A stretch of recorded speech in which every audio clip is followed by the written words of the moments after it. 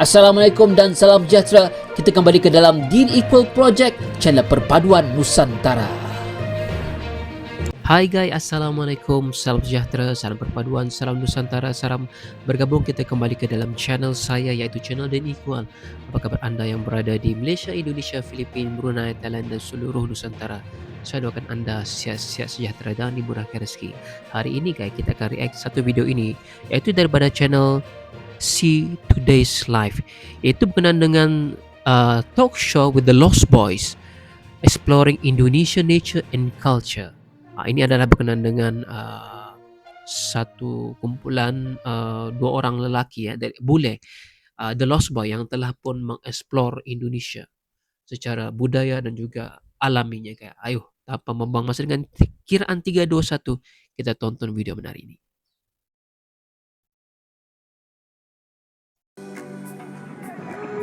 Yes, the Lost Boys, which comprise Rob and Shaini, both of whom are originally from the US, are keen on exploring other parts of Indonesia, especially after their first visit to Bali.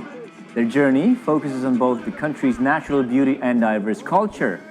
They immerse themselves in local activities, interact with residents, and capture the essence of each place they visit. Wow. The Lost Boys now has over 300,000 subscribers on their YouTube channel and 13,000 followers on Instagram. I gotta start. I'm not one of them yet. I'm not one of them yet. Now please welcome the Travel Boys. Hello, Rob and Shane. Hello. Rob and Shane. Welcome to the studio. Thank you for having us. First of all, you guys look great and fabulous. Thank you. I only have, well, now I have a lot, but when about 6 or so years ago, I told you about this story. I only had one batik in my closet. And every time I see an expat like you guys having a cool looking batik, I'm like, something's wrong with me. Yeah, that's definitely. But not anymore though. I got a good collection now. All right, great. All right, so first things first. We know, or we've read, that you guys both came to Indonesia in 2020, and then the pandemic happened, and you guys are stuck ever since then. So could you share, how did you guys meet, and also what made you interested in exploring Indonesia? Yes, so like you said, we were stuck here during the pandemic. We actually both came to Indonesia separately in March of 2020. The pandemic happened, and then we were voluntarily stuck here. The condition wasn't so good back in the United States, so we decided Indonesia is a good place to be during this time. We really enjoyed it. We ended up meeting about a month later in April at a mutual friend's birthday party. But we never had plans to stay this long in Indonesia. We started doing small travels around Bali, and then from there branching out, getting more adventurous in Java, Lombok, and then spreading out to Sumbawa, Flores. Wow. And then finally we just finished a really long trip in Sumatra. Wah, rupanya mereka ini bukan teman asal kan. Mereka ini adalah semasa musim COVID yang lalu kan tidak dibenarkan untuk pergi kemana-mana ya. Jadi mereka ini stuck di Indonesia, berada di sana guys. Dan pertemuan mereka ini, Bob and Shane ini adalah berlaku di sana guys. Dan keajaiban itu berlaku di Indonesia. Tanpa semana-mana mereka telah pun bergabung menumbuhkan channel ini, The Lost Boy. Menarik guys. Oh, just finished with that one? Yeah. Yes. Oh, okay. Now, before you guys came here, did you guys know each other? No, we had met in Bali. Good Lord, look at that. Wow. So this is something that is going to be awesome when you tell it to your kids, to your sons and daughters. I met this guy, and we became friends. We have blog, and we could show them the videos. And you got the videos going too. What was your background? Were you always a vlogger even before you guys moved here? Or? No. So we essentially came to Indonesia for different reasons. We were both traveling at the time, but then once the pandemic happened, then we kind of stayed indefinitely. So yeah. But yeah, before I was in the military back in the U.S., I was in the Coast Guard, and then I finished my contract in 2019, started traveling around the world, and then got stuck in Indonesia. So yeah. Kalau Shine ini, dia ini adalah asal daripada tentera juga guys, bekas tentera. Tetapi pada asalnya dia memberitahu tujuan mereka ke Indonesia itu bukanlah untuk membuat vlog. Ini adalah satu percutian untuk travel, tapi akhirnya telah pun membina satu vlog channel YouTube, yaitu The Lost Boy. Menarik benar guys. Mereka tidak pernah kenal antara satu sama lain, tetapi bertemu di Bali ya ketika itu. that word stuck. Yeah. Voluntarily stuck. Voluntarily stuck. That's even better. So you've been here now for quite some time. I know that you guys don't live in Jakarta. You actually still live in Bali. Now, just in general, what this word again? What stuck out the most for you guys when you first came to Indonesia and then you got voluntarily stuck here in Indonesia? For me, of course, there was a little bit of culture shock and things we had to adapt to. You know, certain things of people being very forward with the questions. Are you married? What's your salary? You did ask What's him your that. religion? I did ask these. That was the first question you asked. Yeah, exactly. But for me, the most surprising thing was just how friendly and willing people were to help with us. Right. You know, I think you go some places, especially in touristic areas, and people seem overly friendly, and you always think to yourself, what's the ulterior motive? What do they have to gain? Why are they acting like this? And here, I was a little bit apprehensive at first of why people were acting so nice. And it actually took a while to understand that this is how people are here. And they genuinely want to help us in any facet that they possibly can. Yeah. Okay, that's cool. All right, Wow. so, I mean, we want to know, what is your favorite thing about Indonesia? I mean, you did mention that you've been all over the place. I think they've been to more places than we have. It's crazy. So, what is it about Indonesia? Is it the food? I mean, you mentioned about the people. Is it the nature, the culture? What is it? Yeah, well, it's the combination of all those things and the fact that it's under this one country, one umbrella is Indonesia. It's amazing because you can travel throughout the country and have so many different experiences. So, I mean, in some islands, obviously, you can go to the next kampung and they can have a completely different language and different food. So that's been a great thing, and that's why over the last 4 years, you know, we haven't gotten that bored because you can always experience new things. You can always, yes. So it's really amazing that you can have that here. Yes. Now, Wow. speaking about languages, I Tapi sebenarnya guys, ketika keberadaan mereka pertama kali di Indonesia itu, mereka agak culture shock. Karena apa? Bukan culture shock yang tidak bagus ya, culture shock dengan betapa ramahnya warga Indonesia itu melayan mereka ini tanpa banyak soal guys, kan? Sebab di tempat lain kadang-kadang kalau kita tidak kenal dengan orang itu, kita akan rasa macam skeptical, kita akan rasa dia ini orang bagus ataupun enggak. Tetapi di Indonesia itu perkara itu dipikirkan di belakang ya. Kita culture shock dengan layanan baik daripada orang Indonesia. Melayan dengan baik dan menyingkirkan apa juga pandangan-pandangan yang buruk tentang stranger. Mereka ini asal daripada US ya. Kebanyakan rata-rata orang daripada Eropah itu mungkin mereka skeptical. Apabila bertemu dengan stranger, mereka rasa keselamatan mereka itu lebih penting daripada melayan orang dengan lebih baik. Tetapi di Indonesia itu lain. Mereka telah pun mengalami peristiwa ini sejak mereka stuck di Indonesia ketika pandemik COVID-19 itu, dan mereka telah merasai layanan Indonesia itu benar-benar welcoming, benar-benar warm, dan itu membuatkan mereka mau explore lagi sama ada di kota yang besar dan juga kota-kota terpencil yang ada di Indonesia guys. Wah, itu sungguh menarik. Ayo kita lanjut. I've heard these guys speak Indonesian like They're good. flawless. Yes. How Wow. long did it take you guys to learn Indonesian language? At first, we were pretty idle with it. We weren't really trying too hard. So we started to pick up little things here and there. The first things I learned related to food because that was the most important, the warungs and things like that. But we really didn't actually start progressing until we started traveling and Wow. finding ourselves in places where people didn't speak English. And that's the only way that we could connect with people and get our way around. Right. So we've learned, I'd say over the last 2 years, we've Yeah. really started to put an effort in. And Did you also take up lessons? Did you have tutoring or? I think we tutoring. learned right when we started the channels, when we really started learning, we started traveling more remote places. Wow. Honestly, even sometimes reading comments and messages because most of our audience is Indonesian. Yeah. So Wow. that helped. And then just interacting with locals. So Gila. it's been about the last 2 years that we've really kind of focused on learning. but no courses or Yeah, formal no, studying. This is Gila, guys. amazing. Yeah. Just 2 years of just doing everything naturally. Yeah. Right? It's really good. Now you mentioned about traveling and then you had Kemudian lagi mereka ini boleh berbahasa Indonesia dengan flawless ya, dengan baik ya. Mereka ini mengatakan bahwa mereka tidak mendapat pengajaran secara direct lah. Tidak ada tutorial, tidak ada tutor, tidak ada yang mengajar mereka. Apa yang mereka perlu hanyalah explore.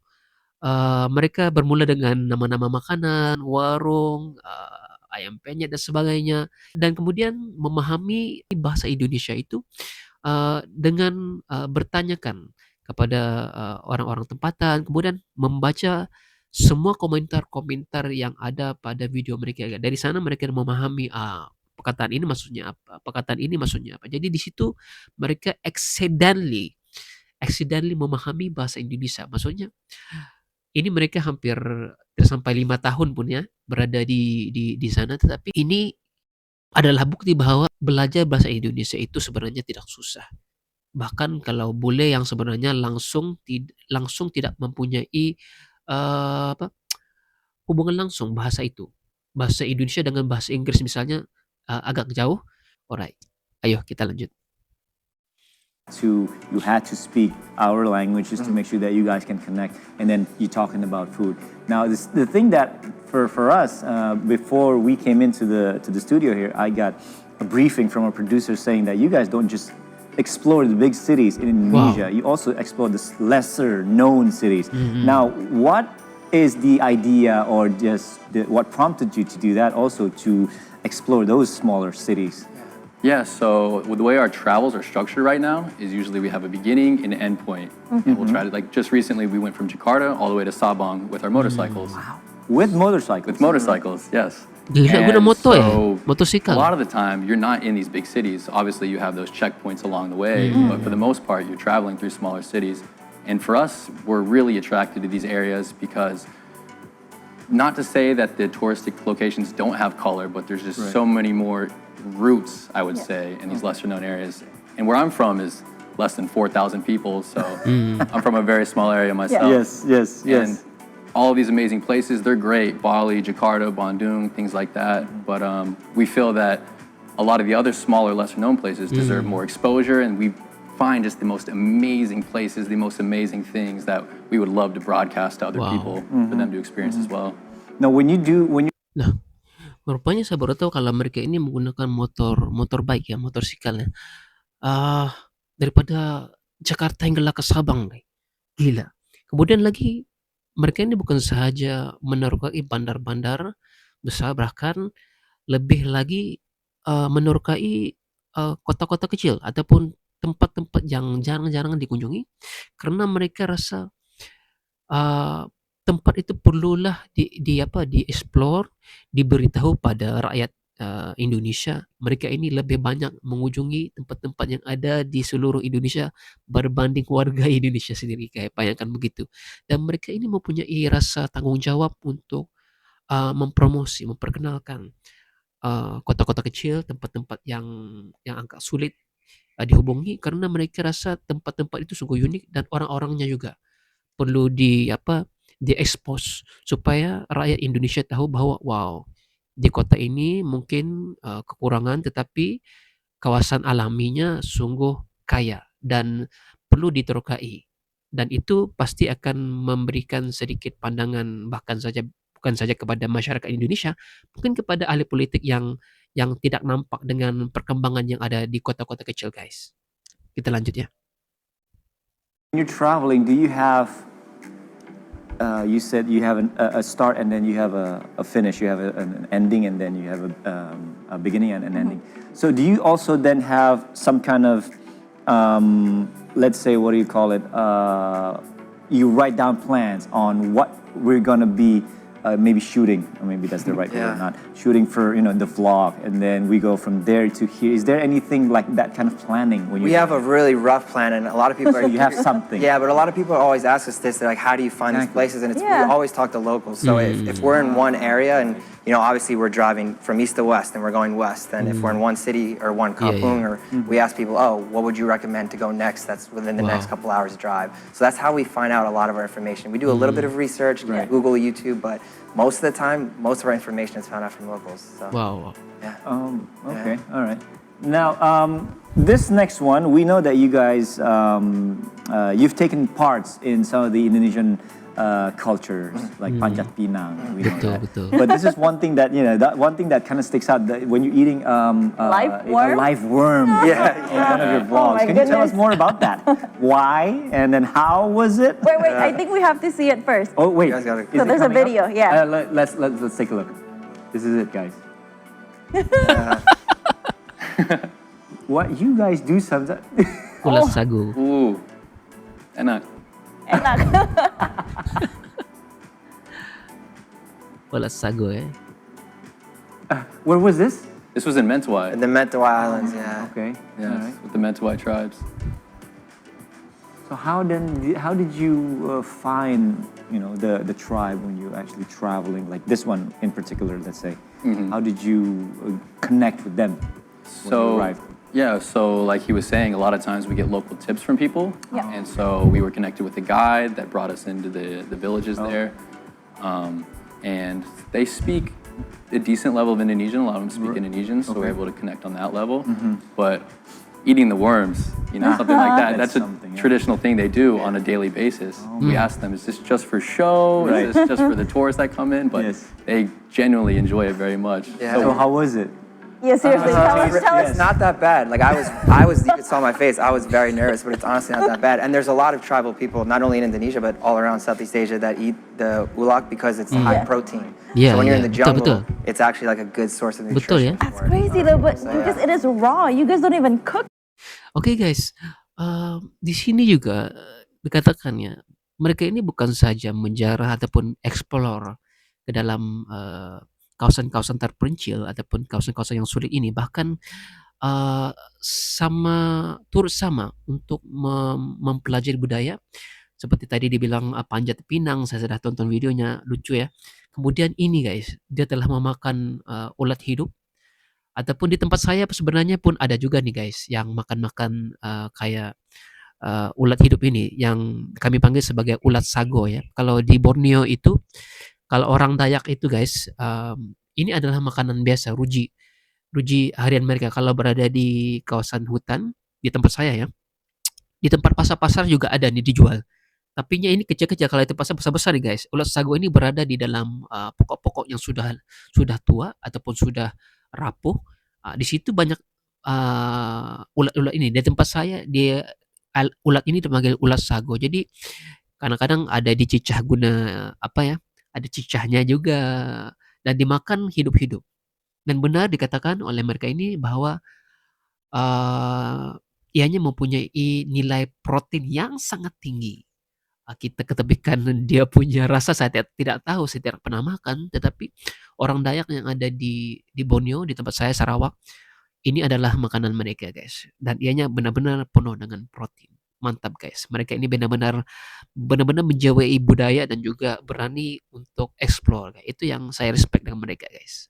Okay, It wasn't that bad. We tried it cooked and we liked it. I liked it better. No way. Really? Yeah, Really? definitely. He enjoyed it more than I did though. I had a little bit of a grimace on my face.